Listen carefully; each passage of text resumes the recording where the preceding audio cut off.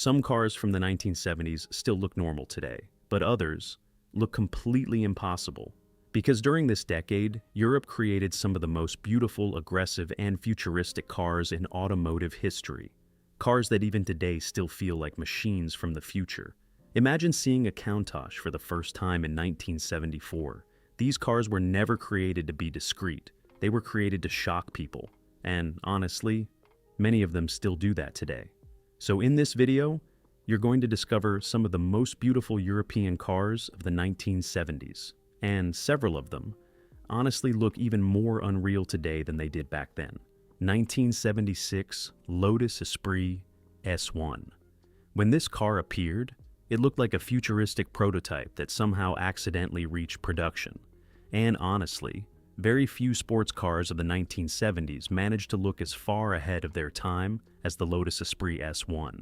Because while many manufacturers were still creating relatively traditional sports cars, Lotus decided to do something completely different. The design was created by Giorgetto Giugiaro, one of the most important designers in European automotive history.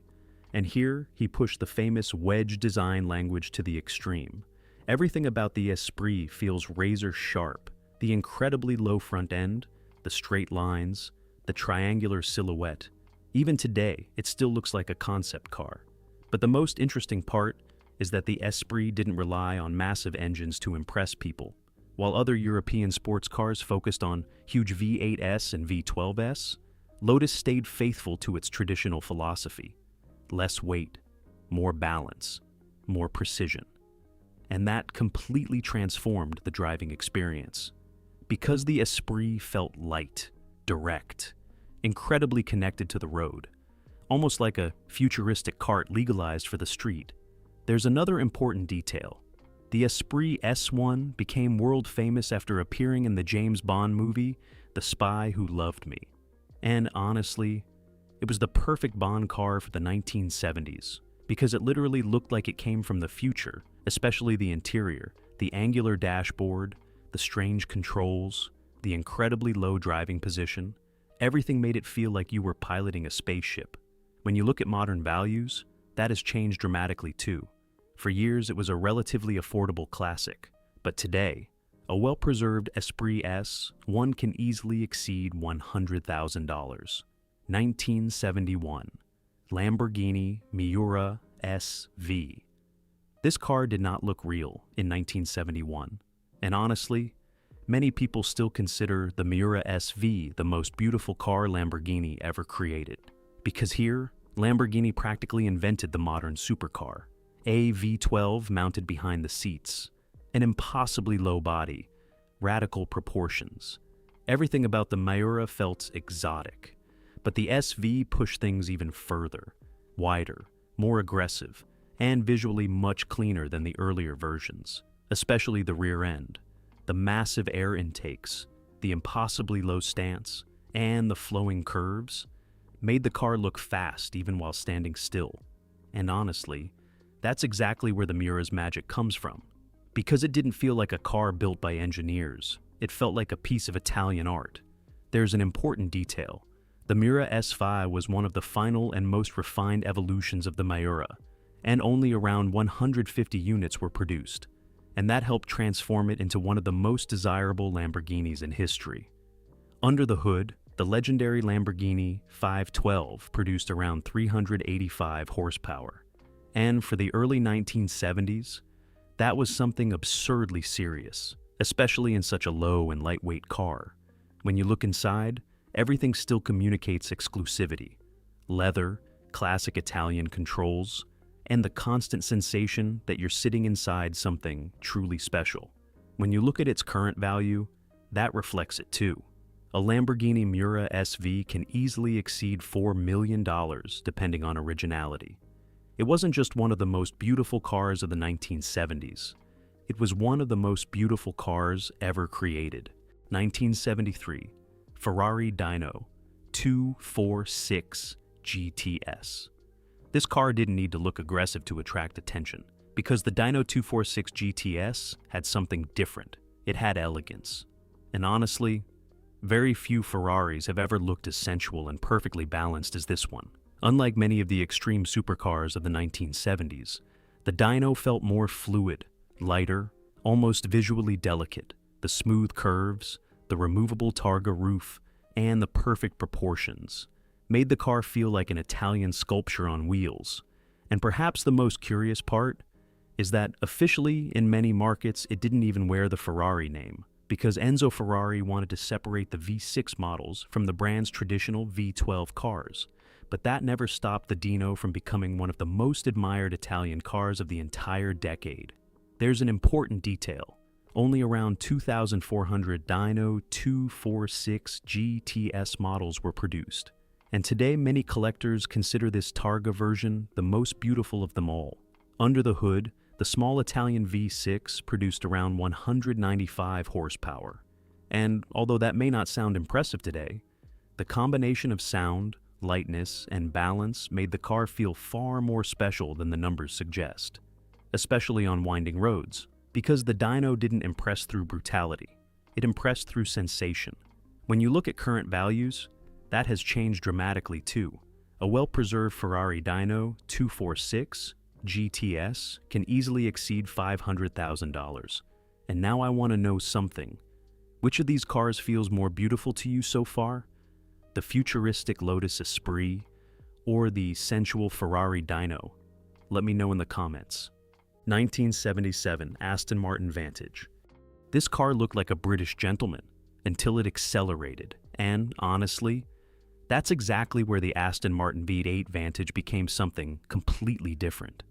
Because while many European sports cars of the 1970s focused on futuristic and extreme designs, Aston Martin chose another path, and that gave it a unique personality. The endless hood, the aggressive grille, and the muscular stance made the V8 Vantage look like a refined British GT, but with violence hidden beneath the bodywork. And honestly, that's exactly what it had.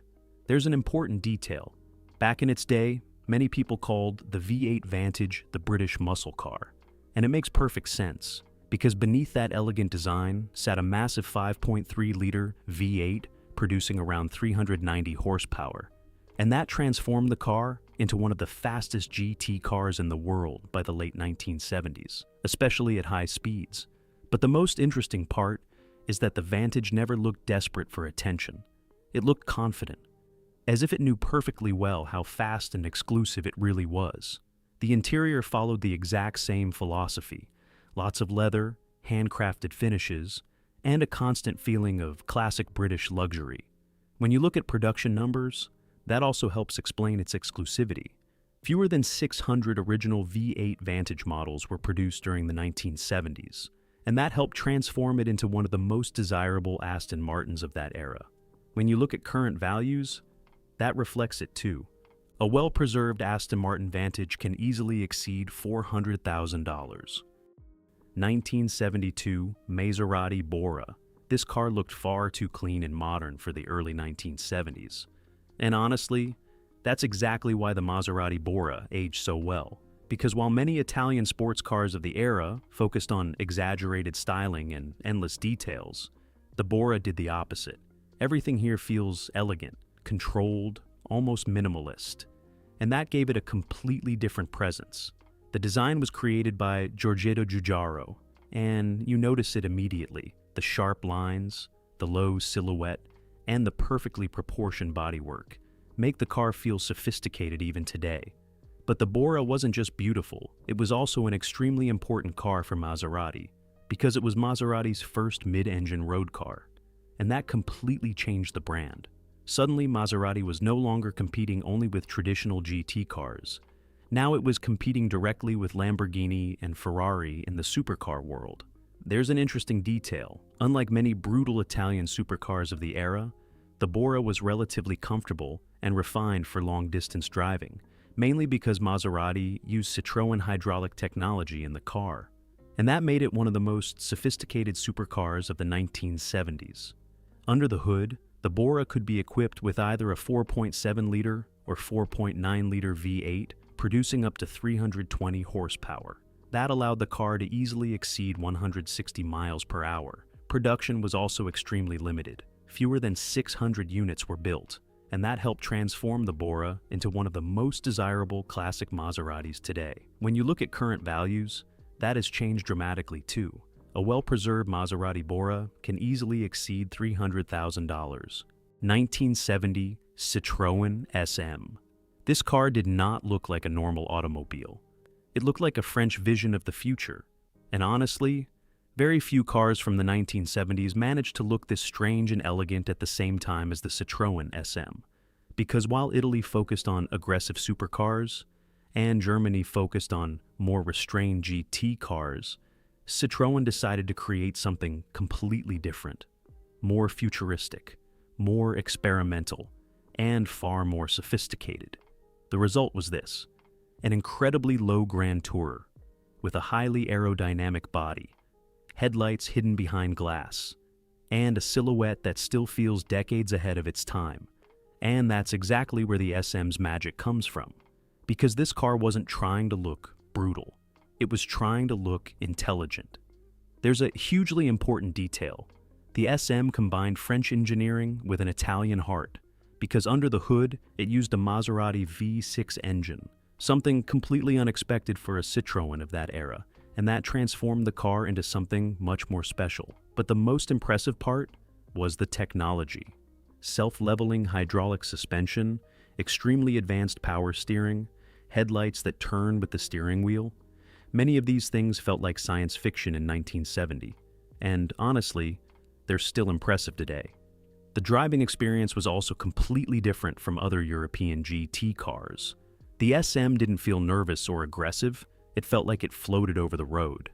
And that gave it a completely unique personality within the 1970s.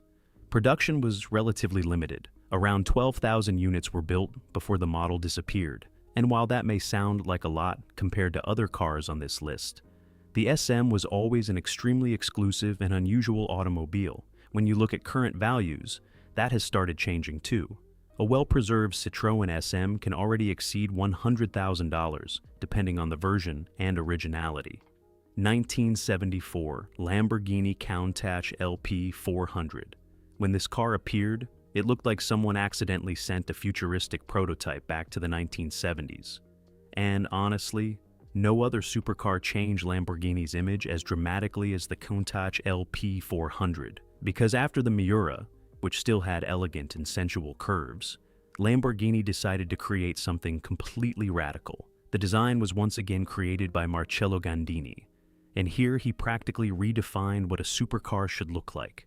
The sharp lines, the impossible angles, the scissor doors, and the absurdly low stance made the Countach look like a spaceship legalized for the streets. Even today, it still looks extreme. There's an important detail. The famous scissor doors started here, and that helped turn the Countach into probably the ultimate poster car of the entire decade. Because this car didn't just look fast, it looked impossible. Under the hood, the massive 4-liter Lamborghini V12 produced around 375 horsepower, and by the mid-1970s, that placed the LP400 among the fastest and wildest cars on the planet, especially considering how light and compact it was. Production was also extremely limited. Only around 150 original LP400s were built, and many collectors consider this very first version the most beautiful and pure of them all, mainly because it still lacked the huge fender flares and exaggerated wings of later versions. When you look at the interior, everything feels extreme. Minimal visibility, an almost horizontal driving position, a cramped cockpit. Everything made driving the Countach feel like a special experience. When you look at current values, the reality becomes absurd. A Lamborghini Countach LP400 can easily exceed $2 million depending on originality. And now, I want to know something. Which car on this list feels more incredible to you so far? The elegant Miura or the completely wild Countach? Let me know in the comments. 1970 Ferrari 365 GTB/4 Daytona. This car looked elegant until it accelerated, and honestly, that's when the Daytona became something completely different. Because while many Italian supercars of the 1970s focused on futuristic styling and mid-engine layouts, Ferrari decided to create something more traditional, but also absurdly intimidating. The result was one of the most beautiful GT cars ever created. Everything about the Daytona project's presence. And maybe that's exactly what makes it feel so special today. There's an important detail. The name Daytona was never officially used at first. It was a nickname created by journalists after Ferrari's historic victory at the 1967 24 Hours of Daytona. And the name stayed forever. Under the hood, the story became even better. The massive 4.4-liter Ferrari F412 produced around 352 horsepower, and that made the Daytona one of the fastest cars in the world in the early 1970s, especially in top speed, because this GT could easily exceed 175 miles per hour, something absolutely brutal for the era. And unlike many nervous Italian supercars, the Daytona was also refined, fast enough to cross entire countries at incredibly high speeds, and that helped turn the car into one of Ferrari's most legendary GTs. Production was also relatively limited. Fewer than 1,300 coupe versions were built, and that helped transform the Daytona into one of the most desirable classic Ferraris today. When you look at current values, that also became absurd. A well-preserved Ferrari Daytona can easily exceed $700,000. 1972 De Tomaso Pantera. This car looked like an Italian supercar, but sounded like an American muscle car. And honestly, that combination is exactly what made the Pantera so special. Because while Ferrari and Lamborghini continued using exotic Italian engines, De Tomaso decided to do something completely different. Take the aggressive design of a European supercar and combine it with a massive American Ford V8. And the result was this madness. An incredibly low, wide, brutally muscular car, with a presence that still feels intimidating today. Especially from the side profile, the sharp lines, the pronounced fenders, and the extremely low stance made the Pantera look far more aggressive than many Italian rivals of the era. But the most interesting part was its personality. Because the Pantera didn't have the delicate and refined behavior of some European supercars. It felt wilder, louder, more physical, and that gave it enormous charisma. There's an important detail. Thanks to a partnership with Ford, the Pantera was actually sold through Lincoln Mercury dealerships in the United States, and that helped turn the car into one of the best-known Italian supercars of the 1970s. Under the hood, the massive 5.8-liter Ford Cleveland V8 produced around 330 horsepower. And even if the car wasn't perfect, it was absurdly fast for the era, especially because of the way it delivered power. Production was also relatively limited for an Italian supercar. Fewer than 7,000 units were built during its entire production run. And that helped transform the Pantera into a highly desirable classic today.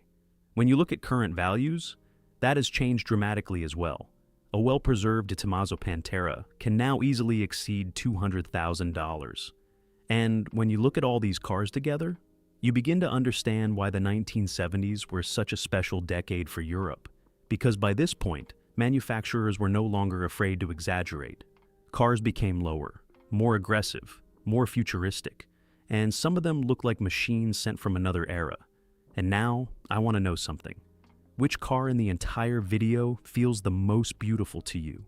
The one that still looks completely unreal today? Let me know in the comments.